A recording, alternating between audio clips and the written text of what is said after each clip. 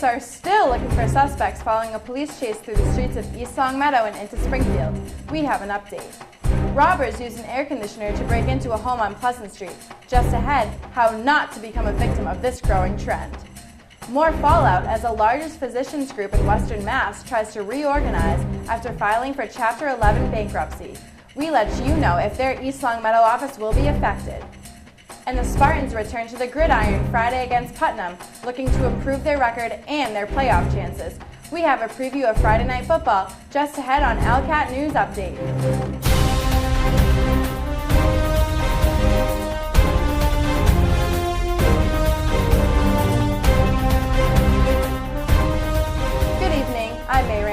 We begin tonight with the latest information on a police car chase that started here in East Longmeadow and ended in Springfield's East Forest Park.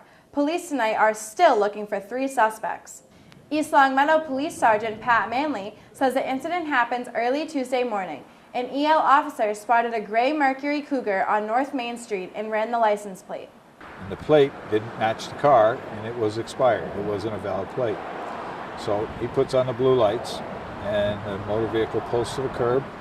He pulls along, behind it and calls in the pertinent information. And as the officer's stepping out of the vehicle to approach the motorist, they take off. We don't have any identity on the vehicle yet. We don't know whether that's stolen or not. We only know the plate doesn't belong on it. And we don't know who the operator is or what his motivation is for running. So the officer initiated an attempt to stop this vehicle. He gets in the car, blue lights on. A short distance down the road, he gets to the Springfield line. Now, it just so happened that a Springfield officer was in the vicinity when he made his stop. The car eventually stopped on Kimberly Ave in the East Forest Park neighborhood.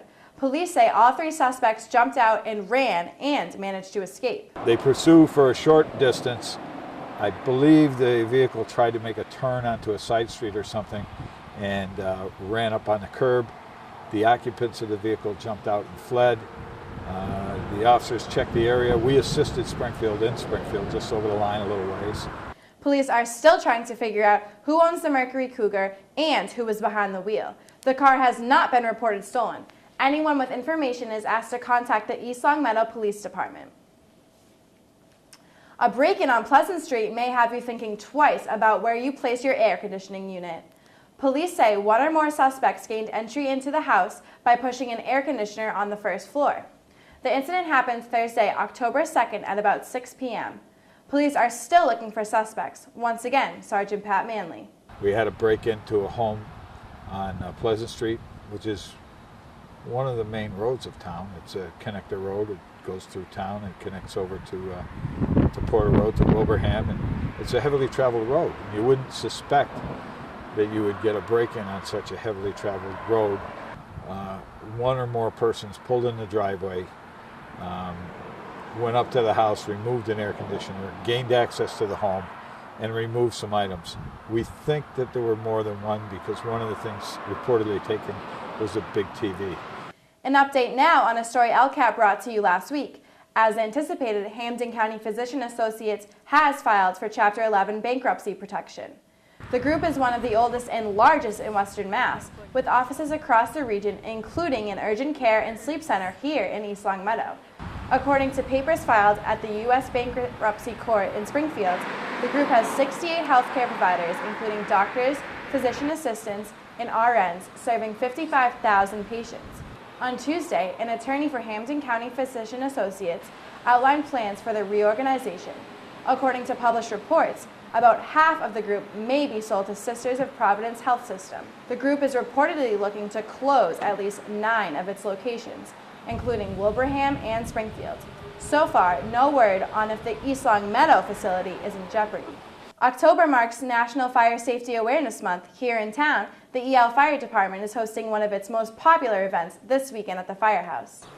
This Saturday, the station invites residents to come down for a day of fun and fire safety awareness. Chief Paul Morissette says it's a popular day for young and old.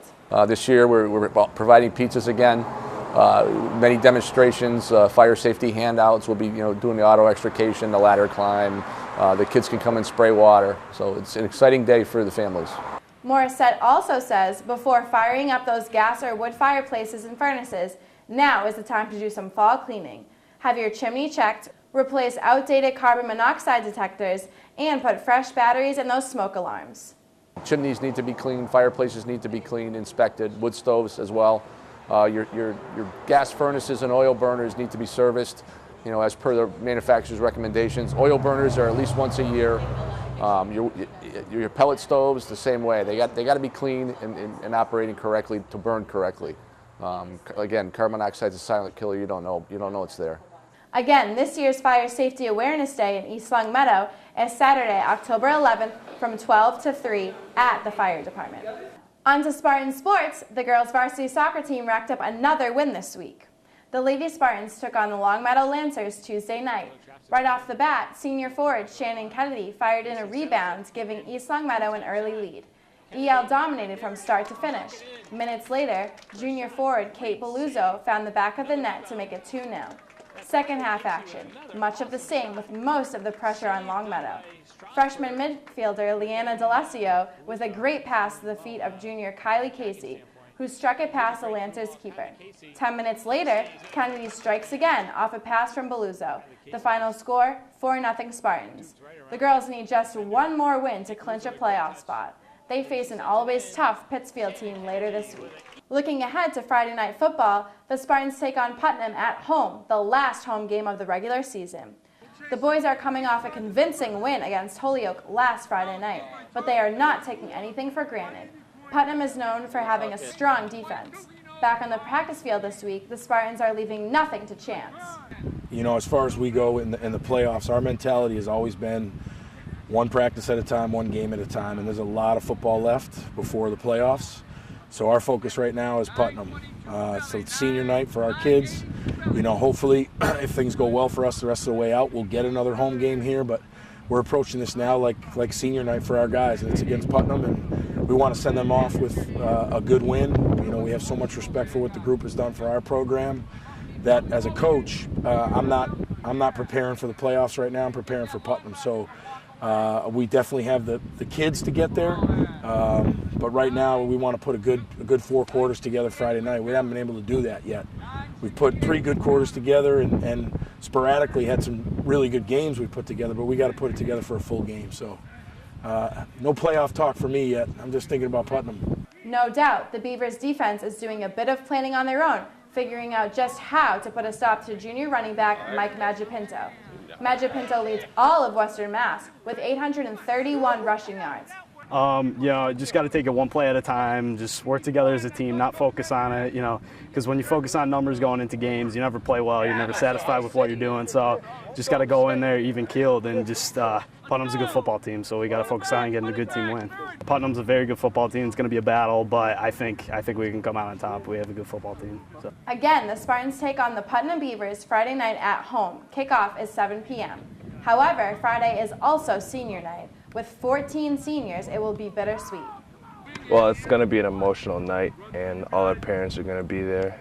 And it's been a long time playing football, so I know all my fellow seniors are going to be a little bit emotional. It's going to be great. It's going to make me play a little better, just a little motivation. It's last night home game, unless we make playoffs here, so it's going to be fun. Festivities for senior night begin at 6, 1 hour before kickoff, so plan to get to the game early. Well, that will do it for us tonight. Thanks for watching ELCAT News Update. I'm May Randall. Until next time, good night.